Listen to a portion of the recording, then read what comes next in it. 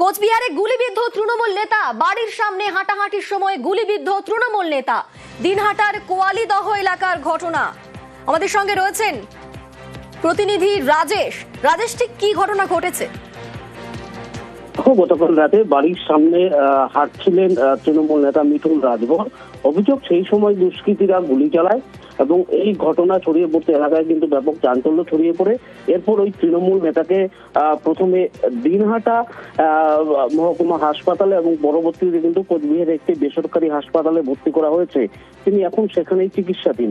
তবে রাজেশ, কারা গুলি চালালো, তাদের উদ্দেশ্য কি ছিল, এখনো পর্যন্ত এই বিষয়ে পুলিশ কিছু স্পষ্ট করেছে? দেখো, কে বা কারা এবং কি উদ্দেশ্যে তাকে গুলি চালিয়েছে সেই বিষয়টি কিন্তু এখনো স্পষ্ট নয় এবং প্রশাসন সূত্র এই বিষয়ে কিন্তু কিছু জানা যায়নি। এখন কেমন রয়েছেন সেই তৃণমূল নেতা? দেখো, এখন সেই তৃণমূল নেতা কিন্তু কোচবিহারে বেসরকারি একটি হাসপাতালে চিকিৎসাধীন এবং পরিবার সূত্রে কিন্তু যেটা জানানো হয়েছে যে তারা বুঝতে পারছে না কেন, কি কারণে, কে বা কারা এভাবে গুলি চালালো। তবে তাদের যেটা দাবি যে যেই এই ঘটনা ঘটিয়ে থাকলো আর কি, যারা এই গুলি চালানোর ঘটনার সঙ্গে জড়িত, প্রশাসন যেন তাদের বিরুদ্ধে ব্যবস্থা গ্রহণ করে। ধন্যবাদ। ভাইয়ের সঙ্গে হত্যাহত্যি হয়েছে, প্লাস ফায়ারিং হলো।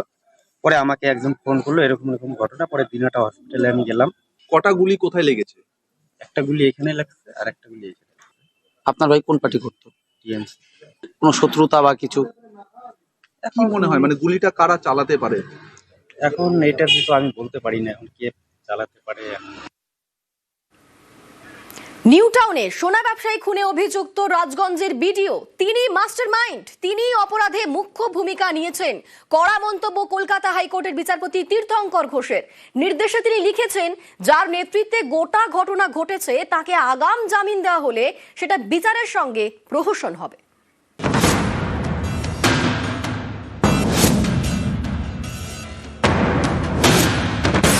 অক্টোবর নিউ টাউনের যাত্রাগাছি থেকে সোনা ব্যবসায়ী স্বপন কামিল্লার দেহ উদ্ধার হয়। জলপাইগুড়ির রাজগঞ্জের বিডিও প্রশান্ত বর্মনের বিরুদ্ধে খুনের অভিযোগ দায়ের করে নিহতের পরিবার। 26শে নভেম্বর বারাসাত আদালত তার আগাম জামিন মঞ্জুর করে। 22শে ডিসেম্বর মঙ্গলবার রাজগঞ্জের বিডিওর আগাম জামিন খারিজ করে হাইকোর্ট। কেস ডায়েরি দেখে ছত্রে ছত্রে কড়া মন্তব্য হাইকোর্টের। বিচারপতি তীর্থঙ্কর ঘোষ নির্দেশে লিখেছেন, খুন হওয়া ব্যক্তিকে দত্তাবাদের দোকান থেকে অপহরণ করতে দেখেছেন যারা, সেই প্রত্যক্ষদর্শীদেরও বয়ান নিয়েছে তদন্তকারী এজেন্সি। মারধরের প্রত্যক্ষদর্শী রয়েছেন, একজন আহত প্রত্যক্ষদর্শী রয়েছেন যিনি ঘটনার সূত্রপাত কোথা থেকে হয়েছে তার বিবরণ দিয়েছেন, কিভাবে মারধর করা হয়েছে তারও বর্ণনা দিয়েছেন। এমন সাক্ষী আছেন যিনি আহত প্রত্যক্ষদর্শী চিকিৎসা করেছেন, দেহ নিয়ে যেতে দেখেছেন প্রত্যক্ষদর্শীরা।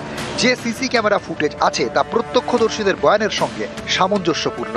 ম্যাজিস্ট্রেটের সামনে বয়ান দিয়েছেন আহত সাক্ষী। সাক্ষীদের বয়ান বিশ্লেষণ করে বোঝা যাচ্ছে অভিযুক্তই মাস্টারমাইন্ড এবং তিনি এই অপরাধে মুখ্য ভূমিকা নিয়েছেন। ম্যাজিস্ট্রেটের কাছে তিনি তার পরিচয় প্রকাশ করেছেন। তথ্য খতিয়ে দেখে বোঝা যাচ্ছে অভিযুক্তই সহযোগীদের জোগাড় করেছিলেন এবং তার সরকারি পদকে কাজে লাগিয়ে অপরাধটি ঘটিয়েছিলেন। মিথ্যের জাল বুনে তদন্তকে ভুল পথে চালানোর চেষ্টা করেছিলেন। বারাসাত আদালতের আগাম জামিনের রায়কে চ্যালেঞ্জ করে কলকাতা হাইকোর্টে যায় বিধাননগর পুলিশ। সেই মামলা নির্দেশে বিচারপতি তীর্থঙ্কর ঘোষ লিখেছেন, আশ্চর্যজনকভাবে 26শে নভেম্বর রায় দেওয়ার সময় পরস্পর বিরোধী কারণের উল্লেখ করে সেশনস কোর্ট। আদালত যদিও মেনে নিয়েছিল মামলাকারীর বিরুদ্ধে যে অভিযোগ আনা হয়েছে তা গুরুতর এবং তদন্ত অনেক দূরে গিয়েছে, তা সত্ত্বেও অভিযুক্তের আগাম জামিন মঞ্জুর করা হয়, কারণ অভিযুক্ত পশ্চিমবঙ্গের একজন আমলা, ফলে তাকে হেফাজতে রাখার দরকার নেই। সাক্ষ্য প্রমাণের বিশ্লেষণে উঠে আসছে অপহরণ করতে নীলবাতির গাড়ি ব্যবহার করেছিল অভিযুক্ত। এই কাজে তাকে সাহায্য করেন একাধিক ব্যক্তি। অপহরণের পর আক্রান্ত ব্যক্তিকে বেআইনিভাবে নিজের নিউ টাউনের বাড়িতে আটকে রাখেন অভিযুক্ত। প্রত্যক্ষদর্শীদের বিবরণ অনুযায়ী অপহৃত ব্যক্তিকে নাগাড়ে মারধর করা হচ্ছিল তার বয়ান নেওয়ার জন্য। প্রবল মারধরের জেরে সন্ধ্যায় তিনি জ্ঞান হারান, তারপর মৃত্যু হয়। ময়নাতদন্তের রিপোর্টে মৃতের শরীরে ক্ষতচিহ্ন দেখা গিয়েছে। অভিযুক্তের আচরণে স্পষ্ট সরকারি ক্ষমতার বলে অতিরিক্ত আত্মবিশ্বাসে ভুগছিলেন তিনি। আইন নিজের হাতে তুলে নিয়েছিলেন, এমনভাবে গোটা ঘটনাটি ঘটিয়েছিলেন যা আইন শৃঙ্খলা ব্যবস্থার একেবারে গোড়ায় আঘাত করেছে।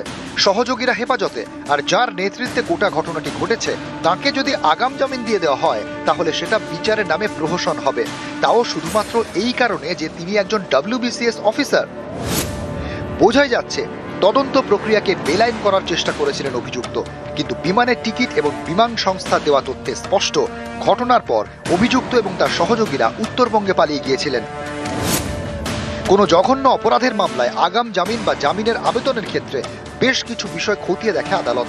উত্তর 24 পরগনা সেশন জজ এবং বিধাননগরের ACGM যে রায় দিয়েছেন তাতে পর্যাপ্ত কারণ দেখানো হয়নি। বহু তথ্যকে এড়িয়ে যাওয়া হয়েছে এই রায়ে, তাই রায়টি খারিজ করা হলো। আগাম জামিন খারিজ। সোমবার এভাবেই আগাম জামিন খারিজ করে হাইকোর্ট। বিচারপতি নির্দেশ দেন 72 ঘন্টার মধ্যে বিধাননগর আদালতে রাজগঞ্জের বিডিওকে আত্মসমর্পণ করতে হবে। আমার স্বামীকে প্রশান্ত বর্মনই হত্যা করেছে।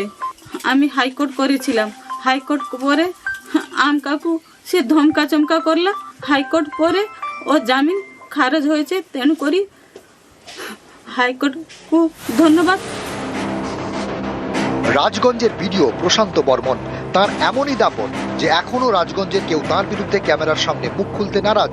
তাদের বক্তব্য এই বিডিওর বিরুদ্ধে মুখ খোলা মানেই বিপদ ডেকে আনা। নিউজ 18 বাংলা।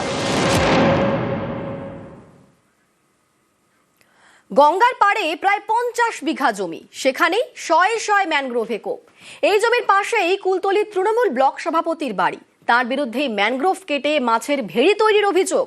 মানতে নারাজ তৃণমূল ব্লক সভাপতি পিন্টু প্রধান।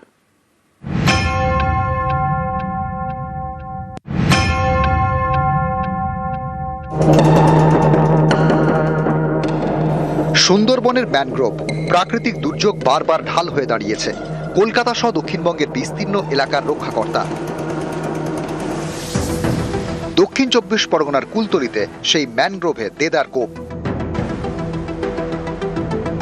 যারা ক্ষমতায় আছে তারা কেটেছে। পঞ্চায়েতের প্রধান কি কেটেছে? হ্যাঁ নিশ্চয়ই, তাদের সহানুভূতি না থাকলে তো কাটতে পারবে না। ক্ষমতায় আছে সেই ঘিরেছে, যেমন তৃণমূল। আপনারা প্রতিবাদ করেননি? না, এখানে কেউ প্রতিবাদ করলেই তার বিরুদ্ধে থেকে করা স্টেপ নেওয়া হবে আর কি। কুলতলির বৈকুণ্ঠপুর পঞ্চায়েতে রয়েছে গঙ্গার পাড়। এই এলাকায় কুলতলি তৃণমূলের ব্লক সভাপতি পিন্টু প্রধানের বাড়ি। পাশেই প্রায় 50 বিঘা জমিতে কয়েকশো ম্যানগ্রোভে কোপ। অভিযোগ, বাড়ির পাশে মাছের ভেড়ি তৈরির জন্য ম্যানগ্রোভ কেটে সাফ করে দিয়েছেন তৃণমূলের ব্লক সভাপতি। তৃণমূলের নেতা ব্লক সভাপতি পিন্টু প্রধানের বাড়ির পাশে 50 বিঘের উপরে জায়গা, সেখানে ম্যানগ্রোভ কেটে ফিশারি বানানো হচ্ছে। তৃণমূলের পঞ্চায়েত প্রধান এর সঙ্গে যুক্ত। একটা মিথ্যে ঘটনাকে নিয়ে একটা অপপ্রচার করা হচ্ছে তৃণমূল কংগ্রেসের নামে। একটা নতুন জেটি ঘাট হবে, 2 বছর আগে থেকে একটা মাটি কাটা হয়ে পড়েছিল, সেটাকে ভিডিও করে এমন করছে যে ব্লক সভাপতি তৃণমূল কংগ্রেসের নেতৃত্বে এইসব ম্যানগ্রোভ কাটা হচ্ছে। এসব ভিত্তিহীন CPM BJP এরা একত্রিত হয়ে চক্রান্ত করছে, তৃণমূল কংগ্রেসের নামে মিথ্যা অপপ্রচার করা হচ্ছে। আমি পঞ্চায়েত প্রধান, তার কাছ থেকে জেনে নিচ্ছি কতটা কি তার সততা আছে। নলগোড়া বিট অফিস, আমি তাদের সঙ্গে কথাবার্তা বলে জেনে নিয়ে উত্তর আমি দিতে পারবো। দক্ষিণ 24 পরগনার কুলতলি থেকে অর্পণ মণ্ডল, নিউজ 18 বাংলা।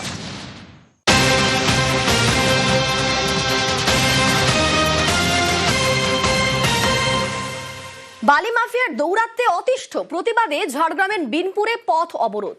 কংসাবতী নদী থেকে দেদার বালি চুরি হচ্ছে এমনই অভিযোগ। নদীর গতিপথ পরিবর্তনের আশঙ্কা। আমাদের সঙ্গে রয়েছেন প্রতিনিধি রাজু। ব্যবস্থা কিছু নেওয়া হবে কি? দেখো অনিতা, প্রথমত বলে রাখি, যেভাবে বাড়ি তোলা হচ্ছে, যেটা বৈধ বাড়ি যদি খারানো হয়ে থাকে সেক্ষেত্রে এভাবে গাইডলাইন নেই। কারণ নদীর যে গতিপথ, সেই গতিপথ আটকে বাড়ি তোলা যায় না। সরকারি যে গাইডলাইন, সেই গাইডলাইনে বাড়ি তুলতে হবে। কিন্তু এই জায়গায় দেখা যাচ্ছে যে নদীর মাঝে বাঁধ দেওয়া হয়েছে এবং সেখানে পারাপার করার জন্য, গাড়ি পারাপার করার জন্য রাস্তা তৈরি করা হয়েছে এবং সেখান থেকে বাড়ি তোলা হচ্ছে।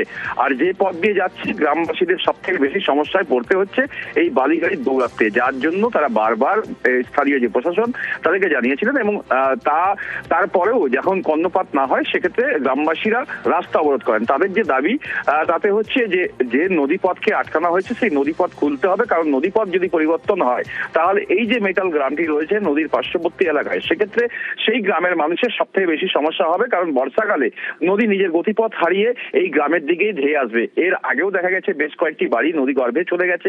সেক্ষেত্রে এবারেও আশঙ্কা করছে এভাবে যদি বাড়ি তোলা হয় তাহলে হয়তো এই গ্রামের মধ্যে যে সময় বর্ষা আসবে সে সময় গ্রামের অধিকাংশ বাড়ি নদী গর্ভে যাবে। সেটা নিয়ে যেমন আশঙ্কা রয়েছে ঠিক তেমনই আবার এই যে রাস্তাটি ব্যবহার করছেন এই বালির যে খাদান রয়েছে সেই খাদান থেকে যে পথ দিয়ে বালি তোলা হচ্ছে সে জায়গায় যে স্কুল বা যে গ্রামটি রয়েছে তাদের সব থেকে বেশি সমস্যায় পড়তে হচ্ছে বালি গাড়ি দৌড়াতে।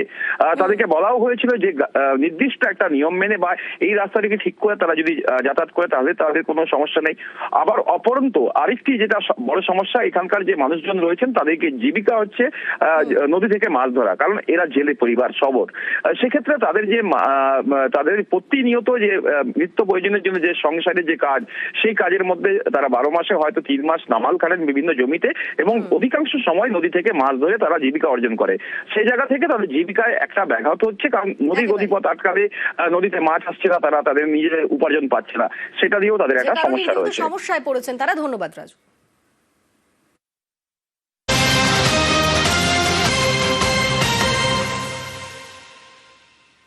এবার মেসি ইভেন্টের স্পন্সরদের জিজ্ঞাসাবাদ করবে সিট।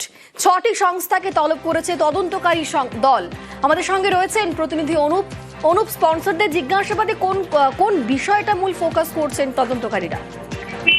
মেসি ইভেন্টের যে বিশৃঙ্খলা পরিস্থিতি সেই ঘটনায় কিন্তু অনলাইন যে সিরিজ সংস্থা যে আধিকারিক তাদের কিন্তু আগে জিজ্ঞাসাবাদ করেছিল। এবার মেসি ইভেন্টে যে সমস্ত স্পন্সর ছিল এবং 6টির বেশি সংস্থাকে ইতিমধ্যে তলব করা হয়েছে। সিটের পক্ষেও চলতি সপ্তাহে তার জিজ্ঞাসাবাদ করা হবে বলে এমনটাই জানতে পেরেছে। ইতিমধ্যে এই সমস্ত দিক খতিয়ে দেখা হচ্ছে এবং এই ইভেন্টের পিছনে কত টাকা তারা স্পন্সর করেছিল সমুদ্র দত্তকে, কিভাবে কার সাথে কথা হয়েছিল গোটা বিষয়টি পরিষ্কার হওয়ার জন্যই ইতিমধ্যে সিটের পক্ষ থেকে তাদেরকে তলব করা হয়েছে। এবং চলতি সপ্তাহেই কিন্তু এই জিজ্ঞাসাবাদ প্রক্রিয়া করার জন্য দেখা হয়েছে স্পন্সরদের থেকে, জানতে চায় স্বপন দত্তর কিভাবে কথা হয়েছিল, কার মারফত এবং কত টাকার লেনদেন হয়েছিল, এই সমস্ত কথা বিষয় জানার জন্য জিজ্ঞাসাবাদ করাবে। তার কারণ পুলিশের যে সমস্ত আইনি সহায়তা নেওয়া হচ্ছে যে মেসি ইভেন্টে যারা দর্শক এসেছিল তাদের টাকা ফেরানো, সেই কারণেই কত টাকা তোলা হয়েছিল হিসাব একেবারে স্পষ্ট হওয়ার কারণেই মূলত তাদেরকে তলব করে জিজ্ঞাসাবাদ করতে চায় সিটের পক্ষ থেকে। বেশ, ধন্যবাদ অনু।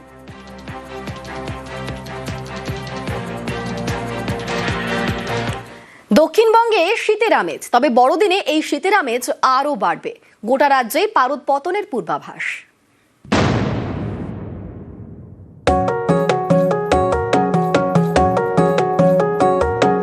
সামনে বড়দিন, সিঙ্গেল বেলে কড়া নাড়ছে শীত। 25শে ডিসেম্বর থেকে রাজ্য জুড়ে বাড়তে পারে শীতের আমেজ।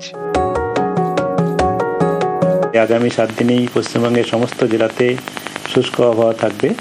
রাতের তাপমাত্রা খুব একটা তারতম্য হবে না, তবে 24 ঘন্টা পরে যেহেতু উত্তর পশ্চিম দিক থেকে ঠান্ডা বাতাস জোরালো হচ্ছে তার জন্যে তাপমাত্রা কিছুটা 2 থেকে 3 ডিগ্রি পর্যন্ত কমার সম্ভাবনা রয়েছে। 25, 26, 27 এই 3 দিনে আমাদের 2-3 ডিগ্রি কমে 13 ডিগ্রি পর্যন্ত যাওয়ার নিচে আসার সম্ভাবনা রয়েছে। কুয়াশার ওড়নায় রোদের ঝলক, কম্বল জড়িয়ে কলকাতা থেকে কালিম্পং আড়মোড়া ভাঙছে শীত ঘুম। মঙ্গলবার কলকাতার সর্বনিম্ন তাপমাত্রা 15 ডিগ্রির ঘরে।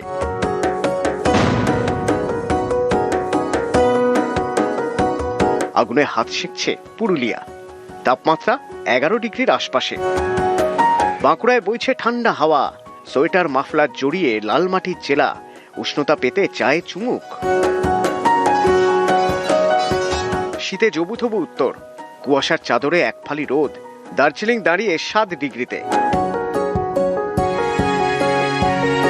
কাঁপছে কালিম্পং, তাপমাত্রা নেমেছে 9 ডিগ্রিতে। আবহাওয়া দপ্তরের বক্তব্য, 25শে ডিসেম্বর থেকে শীতের আমেজ জোরালো হবে। আমরা 25 তারিখের যেটা ন্যূনতম তাপমাত্রার পূর্বাভাস দিয়েছি সেখানে 14 ডিগ্রি বা 13 থেকে 14-র মাঝামাঝি থাকার সম্ভাবনা রয়েছে। আর তারপরের দিনও আরেকটু কমে 13 ডিগ্রি বা 12-13-র মাঝামাঝি যাওয়ার সম্ভাবনা রয়েছে। তো কিছুটা কমবে, এখন যেটা রয়েছে তার থেকে কমবে, তবে দিনের বেলায় রৌদ্রোজ্জ্বল হওয়ার সম্ভাবনা রয়েছে। সকালের দিকে হালকা কুয়াশা হতে পারে। নিউজ 18 বাংলা, রাজ্যের বিভিন্ন জায়গায় ঘন কুয়াশা, আর এই ঘন কুয়াশার জেরে থমকে নৌকা চলাচল। কাটোয়ায় সাময়িক বন্ধ ফেরিঘাট। ঘন কুয়াশায় দৃশ্যমানতা তলানিতে, যে কারণে দুর্ঘটনা ঘটতে পারে এমন আশঙ্কাতেই সাময়িক বন্ধ ফেরিঘাট। সকাল থেকে নৌকা না চলায় যাত্রী ভোগান্তি। কাটোয়া থেকে নদিয়ায় যেতে রীতিমতো হয়রানির শিকার হচ্ছেন বাসিন্দারা।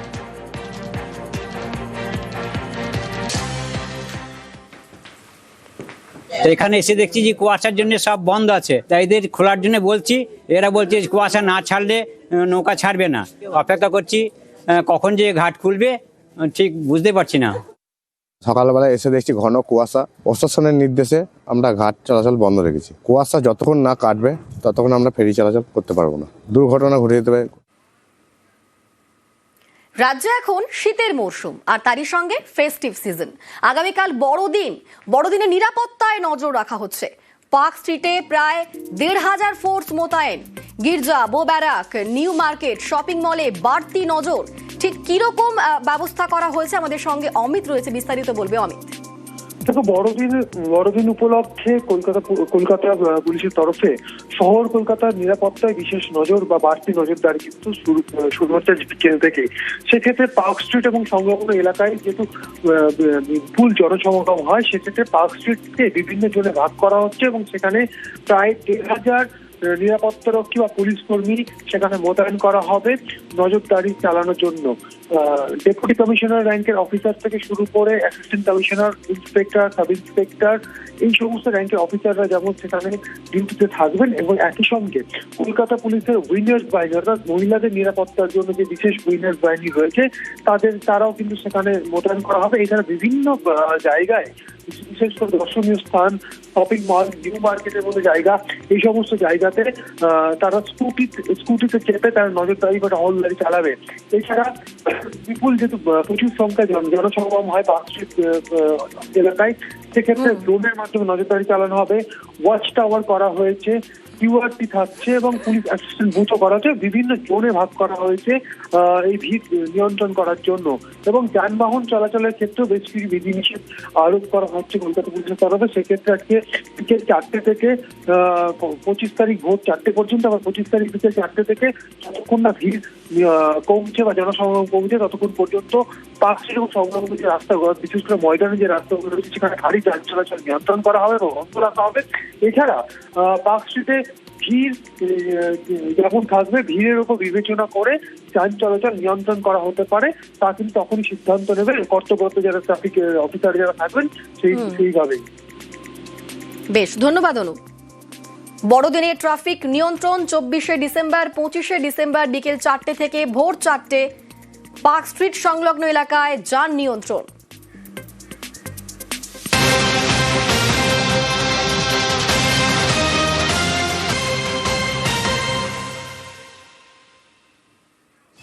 আর এই মুহূর্তে যে খবরের দিকে নজর রাখবো, শতদ্রু দত্তর ৩টি মোবাইল বাজেয়াপ্ত। শতদ্রু দত্তর ৩টি মোবাইল ফোন বাজেয়াপ্ত সিটের। আরো বিস্তারিত বলবে অনুপ। শতদ্রু দত্ত ৩টি মোবাইল ফোন ইতিমধ্যে বাজেয়াপ্ত করলো সিটের পক্ষ থেকে। শতদ্রু দত্ত যখন গ্রেপ্তার হয়, সেক্ষেত্রে তার একটি মোবাইল ফোন কিন্তু বাজেয়াপ্ত করা হয়েছিল। সেই মোবাইল ফোন থেকে একাধিক তথ্য কিন্তু সংগ্রহ যেমন করা হয়েছিল, পরবর্তীতে তাকে জিজ্ঞাসাবাদে আরো দুটি কিন্তু মোবাইল ফোন তার আছে এবং এই ইভেন্টের কাজে ব্যবহার করা হয়েছিল এই তথ্য পায়। এরপরেই কিন্তু সিটের পক্ষ থেকে তার বাড়িতে যখন তল্লাশি অভিযান করা হয়, সেখান থেকে কিন্তু এই দুটি মোবাইল ফোন বাজেয়াপ্ত করা হয়েছে। এই যে গোটা যে ঘটনায় সেক্ষেত্রে দেখা যাচ্ছে তার বাড়িতে তল্লাশি অভিযান, সেখানে একাধিক মোবাইল ফোন কিন্তু যেমন তথ্য পাওয়া যাচ্ছিল, সেক্ষেত্রে আরো দুটি মোবাইল, সব মিলিয়ে 3টি মোবাইল ফোন বাজেয়াপ্ত করা হয়েছে এবং সেই সমস্ত ইতিমধ্যেই খতিয়ে দেখা হচ্ছে এবং সেই মোবাইল থেকে তথ্য সংগ্রহ করার কাজ কিন্তু সিটের পক্ষ থেকে করা হচ্ছে, তাকে জিজ্ঞাসাবাদ প্রক্রিয়া করার পরবর্তী ক্ষেত্রে। বেশ, ধন্যবাদ অনু।